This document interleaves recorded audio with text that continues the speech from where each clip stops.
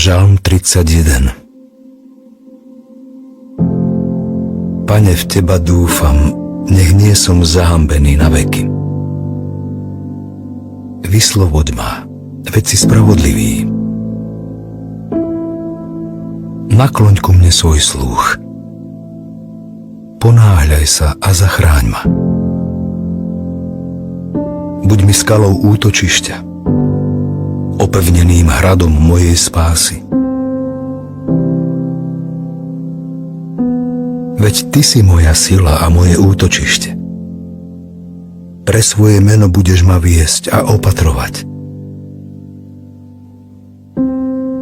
Vyvedieš ma zo sídla, čo mi nastrojili, lebo Ty si moja sila.